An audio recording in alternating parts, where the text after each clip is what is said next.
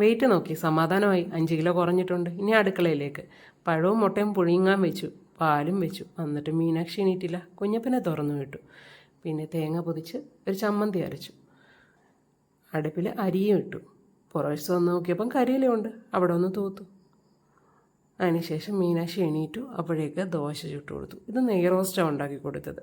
ഞാനിത് ദോശ നല്ലപോലെ പരത്തിയെടുത്തിട്ട് അടച്ചു വെച്ച് മൊരിച്ചെടുത്ത ശേഷമാണ് നെയ്യ് ഒഴിക്കുക. അപ്പം മീനാക്ഷിയുടെ എൻ്റെ ബ്രേക്ക്ഫാസ്റ്റ് ഇതായിരുന്നു. ദോശയും പഴം പുഴുങ്ങിയതും മുട്ട പുഴുങ്ങിയതും ചമ്മന്തിയും.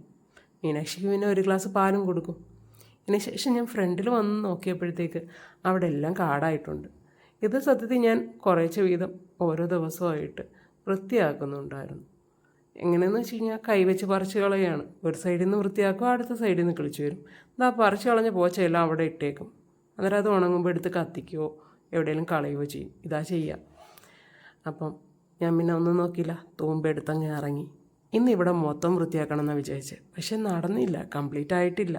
എങ്കിലും കുറേയൊക്കെ കംപ്ലീറ്റ് ആക്കിയിട്ടുണ്ട് ഇന്ന്.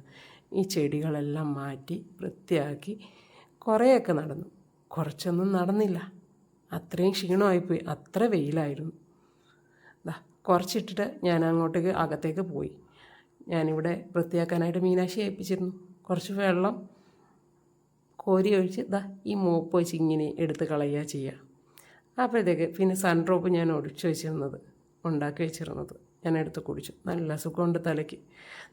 ചെടിച്ചട്ടി എല്ലാം എടുത്ത് വെച്ചേക്കുന്നേ ഉള്ളൂ. പിന്നെ ക്യാബേജ് തോരൻ ഉണ്ടാക്കാനായിട്ട് പോയി. ഇലക്ട്രിക് ചോപ്പർ ഉണ്ടായതുകൊണ്ട് അതൊക്കെ പെട്ടെന്ന് നടക്കുന്നു. പിന്നെ രാവിലത്തെ ചമ്മന്തിയെ ഞാനൊന്ന് മോഡിഫൈ ചെയ്തു. അതിലിച്ചിരി മല്ലിപ്പൊടി ഇച്ചിരി വെള്ളമൊക്കെ ചേർത്ത് തിളപ്പിച്ചപ്പോഴത്തേനും അടുത്തൊരു കറിയായിട്ടുണ്ട്.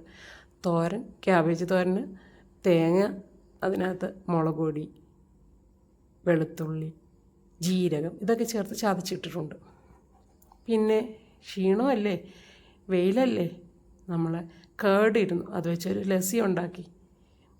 മീനാക്ഷിക്കും കുറേ ഇഷ്ടമായി. ഞാനും കുടിച്ചു. അതിനുശേഷം പിന്നെയും പുറത്തേക്ക് ഇറങ്ങി ക്ലീനിങ്ങിനായിട്ട്. അവിടെ ചട്ടിയൊക്കെ ഇരിപ്പുണ്ട്. ഈവനിങ് കുറേയൊക്കെ ചെടികളൊക്കെ വെച്ചു. അതിനുശേഷം ഞങ്ങൾ ക്ലബ്ബിൽ പോയിട്ട് തിരികെ വരുന്ന വഴിക്ക് മീനാക്ഷിക്ക് പൊറോട്ട വേണം എന്നൊരാഗ്രഹം. കുറേ നാളായി വാങ്ങിക്കൊടുക്കാമെന്ന് വെച്ചു. ഞാനൊരു മീനിനെ വാങ്ങിക്കൊടുത്തിരുന്നു. ഒന്നല്ല, ഒരു പേർന്ന അവർ പറഞ്ഞെങ്കിലും 20 രൂപയ്ക്ക് ഇത്രയും മീനുകളെ കിട്ടി. ഗപ്പിയാണ് കേട്ടോ. ഒരു മീനിനെ കൊന്നു കളഞ്ഞതിൻ്റെ വിഷമത്തിലാണ് അടുത്തൊരു മീനിനെ വാങ്ങിയേക്കുന്നത്. പിന്നെ ഇന്നത്തെ ഒരു സന്തോഷം ഞങ്ങൾക്ക് ഉണ്ട്. ബെൽറ്റ് കിട്ടി ഞങ്ങളുടെ. അപ്പോൾ സർട്ടിഫിക്കറ്റും കിട്ടി. മീനാക്ഷി അതിരുന്ന് നോക്കുന്നു, മടക്കുന്നു. ഇതായിപ്പം നടക്കുന്നത്.